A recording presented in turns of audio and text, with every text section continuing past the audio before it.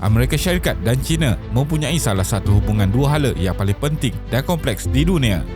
Sejak 1949, kedua-dua negara ini telah mengalami tempoh ketegangan dan kerjasama berhubung isu-isu tertentu termasuk perdagangan, perubahan iklim dan Taiwan. Namun begitu, hubungan antara Amerika Syarikat dan China telah menjadi lebih rumit sejak sedekad lalu. Sebenarnya, kedua-dua negara kuasa ekonomi yang besar di dunia ini mempunyai kaitan yang nampaknya sukar untuk dipisahkan, terutamanya dari segi perdagangan. Walau bagaimanapun, tempoh jawatan bekas Presiden Amerika Syarikat Donald Trump nampaknya telah mengeruhkan lagi hubungan dua hala antara negara ini sehingga membawa kepada perang perdagangan dengan kesan yang besar bukan sahaja kepada ekonomi kedua-dua negara tetapi juga kepada ekonomi global. Perkara menjadi lebih buruk apabila setiap pihak berusaha untuk menunjukkan keunggulan sistem pemerintahan masing-masing. Jadi, dalam video kali ini, kita akan melihat hubungan dua hala antara China dan Amerika Syarikat dan kenapa Amerika Syarikat tidak sukakan negara China. Teruskan menonton. Kronologi hubungan Amerika Syarikat dan China. Hubungan antara Republik Rakyat China atau People's Republic of China (PRC) dan Amerika Syarikat sebenarnya telah bermula sejak tahun 1949 dan perkara ini menjadi rumit apabila adanya ketidakpercayaan yang seterusnya membawa kepada ketegangan. Hubungan itu adalah salah satu hubungan ekonomi yang erat di mana ia mula berkembang pesat selepas tahun 1980-an dan diikuti dengan persaingan hegemoni di Asia Pasifik.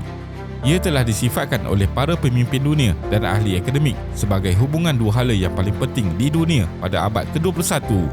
Untuk memahami kerumitan antara dua negara ini, kita perlu melihat kembali sejarah hubungan dua hala yang berlaku bermula dari tahun 1949 hingga kini. Oktober 1949, pemimpin Parti Komunis China Mao Zedong menubuhkan Republik Rakyat China di Beijing pada 1 Oktober selepas komunis yang disokong petani mengalahkan kerajaan nasionalis Chiang Kai-shek. Chiang dan beribu-ribu tenteranya melarikan diri ke Taiwan dan mendapat sokongan daripada Amerika Syarikat yang menentang pencerobohan tentera Jepun semasa Perang Dunia Kedua. Ini adalah antara titik mula yang menetapkan pentas untuk beberapa dekad hubungan Amerika Syarikat dan China. Jun 1950, Tentera Rakyat Korea Utara yang disokong Soviet menyerang Korea Selatan pada 25 Jun dan Pertubuhan Bangsa-Bangsa Bersatu PBB dan Amerika Syarikat bergegas ke pertahanan Korea Selatan.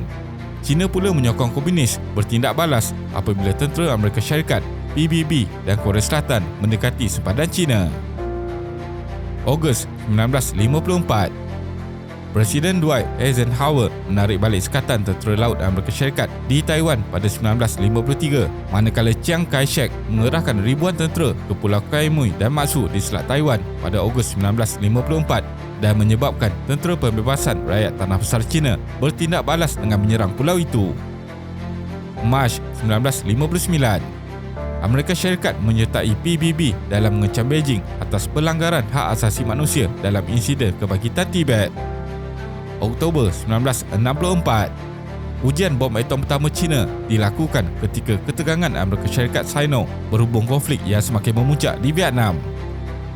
April 1971, buat pertama kalinya, pasukan pimpong China menjemput ahli pasukan Amerika Syarikat ke China pada 6 April 1971. Wartawan yang mengiringi pemain adalah antara orang Amerika pertama yang dibenarkan memasuki China sejak 1949. Tidak lama selepas itu, PBB mengiktiraf PRC. Februari 1972, lawatan pertama Presiden Richard Nixon ke China dan bertemu Mao Zedong yang seterusnya menandatangani Komuniti Shanghai yang bertujuan untuk meningkatkan hubungan Amerika Syarikat Sino dengan membenarkan Amerika Syarikat membincangkan isu-isu berkaitan khususnya Taiwan. 1979, Presiden Jimmy Carter memberikan China pengiktirafan diplomatik penuh sambil mengiktiraf prinsip satu China dan memutuskan hubungan biasa dengan Taiwan. Walau bagaimanapun, pada bulan April, Kongres meluluskan Akta Perhubungan Taiwan di mana membenarkan hubungan komersial dan kebudayaan berterusan antara Amerika Syarikat dan Taiwan. Tindakan itu memerlukan Washington untuk menyediakan Taipei dengan senjata pertahanan, tetapi secara tidak rasmi, ia telah melanggar dasar satu China Amerika Syarikat. Julai 1982, walaupun Presiden Reagan menyuarakan sokongan untuk hubungan yang lebih kukuh dengan Taiwan semasa kempen presidennya, pentadbirannya berusaha untuk memperbaiki hubungan Beijing-Washington pada kemuncak kebimbangan Amerika Syarikat terhadap pengembangan Soviet. Reagan melawat China pada April 1984 dan pada bulan Jun, Kerajaan Amerika Syarikat membenarkan Beijing untuk membuat pembelian peralatan ketenteraan daripadanya. Jun 1989, Kerajaan Amerika Syarikat bergantung jualan ketenteraan ke Beijing dan membekukan hubungan akibat insiden dataran Tiananmen Beijing. Mei 1999, Pertubuhan Perjanjian Atlantik Utara (NATO) secara tidak sengaja mengebom kedutaan China di Belgrade semasa kempennya menentang tentera Serbia yang menduduki Kosovo, dan ini menggoyahkan hubungan Amerika Syarikat-Sino. Oktober 2002, Presiden Clinton menandatangani Akta Perhubungan Amerika Syarikat-China 2000 memberikan Beijing hubungan perdagangan biasa yang kekal dengan Amerika Syarikat dan membuka jalan bagi China untuk menyertai Pertubuhan Perdagangan Dunia pada tahun 2001. Antara 1980 dan 2004, perdagangan Amerika Syarikat-China meningkat daripada 5 bilion US dollar hingga mencecah 231 bilion US dollar. Mac 2007, China mengumumkan peningkatan belanjawan sebanyak 18% dalam perbelanjaan pertahanan dan ia mendapat respon daripada Amerika Syarikat, iaitu peningkatan ini tidak konsisten dengan matlamat negara itu untuk peningkatan secara aman. China mendakwa ia meningkatkan perbelanjaan untuk menyediakan latihan yang lebih baik dan gaji yang lebih tinggi untuk tenteranya untuk melindungi keselamatan negara dan integriti wilayah. September 2008, China menjadi pembintang asing Amerika Syarikat yang paling besar dan mengatasi Jepun. Ini adalah bukti saling kebergantungan yang semakin meningkat dalam ekonomi dua hala antara kedua-dua negara. Ogos 2010, China mengatasi Jepun sebagai ekonomi kedua terbesar di dunia dan China berada di landasan untuk mengatasi Amerika Syarikat sebagai ekonomi nombor satu di dunia menjelang 2027. Selepas tahun 2011, ketegangan ekonomi antara China dan Amerika Syarikat semakin meningkat akibat daripada beberapa isu ekonomi yang berlaku. Selepas perubahan kepimpinan kerajaan PRC, Presiden Obama telah bertemu dengan Presiden Xi Jinping di California dalam usaha untuk membina hubungan dengan rakan sejawatannya dan meredakan hubungan Amerika Syarikat-China yang semakin menegang. Kedua-dua pihak berjanji untuk bekerjasama dengan lebih berkesan. Obama dan Xi juga berikrar untuk mewujudkan hubungan model baharu di mana ia merupakan satu persetujuan kepada konsep Xi untuk mewujudkan hubungan kuasa besar jenis baru untuk Amerika Syarikat dan China. Walaupun begitu, selepas persetujuan dicapai, masih berlaku beberapa ketegangan tentang beberapa perkara antara kedua-dua pihak dalam tahun-tahun mendatang, khususnya semasa zaman Presiden Donald Trump yang memburukkan lagi hubungan dua hala antara kedua-dua negara itu sehingga berlakunya perang perdagangan dan disambung dengan penularan wabak COVID-19 ke seluruh dunia bermula daripada negara China. Ia ditambah pula dengan isu Taiwan, isu perang Ukraine-Rusia di mana memburukkan lagi hubungan dua hala itu. Pada November 2022, Biden dan Xi bertemu secara peribadi di Bali, Indonesia buat pertama kalinya selepas menjawat jawatan Presiden. Hasil pertemuan, kedua-dua pemimpin menyatakan hasrat untuk meredakan ketegangan dua hala dan bersetuju untuk membuka semula saluran komunikasi termasuk perbincangan mengenai isu perubahan iklim yang digantung selama beberapa bulan sebelumnya. Perang perdagangan Amerika Syarikat dan China. Pada 2019, dunia menyaksikan perang perdagangan yang berlaku antara Amerika Syarikat dan China. Perang antara Donald Trump, bekas Presiden Amerika Syarikat, dengan Huawei menjadi topik hangat dunia pada ketika itu. Ia berlaku apabila Huawei, iaitu sebuah syarikat teknologi milik China, nampaknya telah melangkah ke peringkat seterusnya dalam pembangunan teknologi komunikasi dan perkara ini tidak disenangi oleh Trump.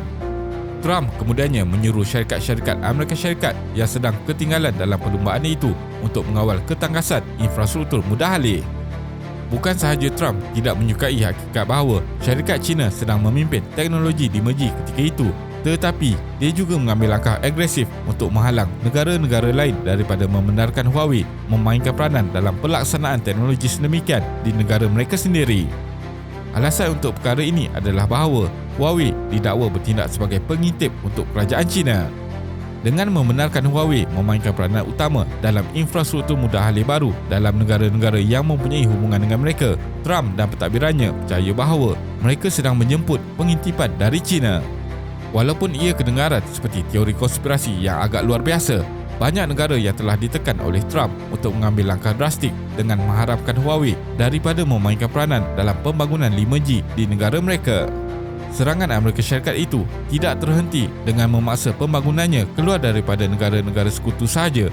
Ia juga telah melibatkan hal peribadi dalam peperangan ini dengan mengarahkan penangkapan salah seorang ketua pegawai kewangan Huawei iaitu Meng Wanzhou yang juga merupakan anak perempuan pengasas syarikat itu. Penangkapan Meng mungkin paling berprofil tinggi daripada beberapa peristiwa utama dalam perang Amerika Syarikat Huawei yang telah berjalan selari dengan perang perdagangan yang semakin meluas antara kedua-dua negara. Persaingan ketenteraan China dan Amerika Syarikat. Sekiranya perang meletus antara kedua-dua kuasa besar ini, pertemuan antara dua pasukan tentera paling kuat di dunia ini sudah tentu mengerikan. Dan menurut laporan, ada kemungkinan bahawa Amerika Syarikat akan mengalami kekalahan yang agak teruk. Itulah kebimbangan di kalangan bekas dan pegawai pertahanan semasa, termasuklah bekas penanalisis tentera Amerika Syarikat yang mana salah seorang daripadanya memberitahu laman sesawang Breaking Defense bahawa dalam permainan perang simulasi konflik kuasa besar di mana Amerika Syarikat melawan Rusia dan China, Amerika Syarikat nampaknya tewas dengan teruk. Laksamana Philip Davidson yang mengawasi pasukan tentera Amerika Syarikat di Asia menggelarkan China sebagai ancaman strategik jangka panjang terbesar kepada Amerika Syarikat. Beliau menerangkan pembentukan tentera China yang begitu pantas di hampir setiap bahagian iaitu udara, laut, darat, ruang angkasa dan cyber. Beliau juga mendakwa bahawa walaupun keupayaan China masih belum mampu mengatasi Amerika Syarikat di rantau ini ketika ini, mereka mungkin dapat mengatasi Amerika Syarikat dalam tempoh beberapa tahun akan datang. Ketika ini, China mempunyai tentera terbesar di muka bumi dengan 2 juta anggota aktif dalam Tentera Pembebasan Rakyat PLA. Pandangan rakyat Amerika Syarikat terhadap China. Pandangan negatif rakyat Amerika Syarikat terhadap China telah meningkat dengan ketara sejak tahun 2018.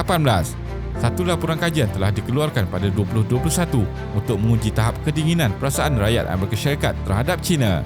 Berdasarkan kajian itu, sebanyak 67% rakyat Amerika Syarikat mempunyai perasaan dingin terhadap China dan menilai negara itu pada tahap kurang daripada 50 berdasarkan skala 0 hingga 100.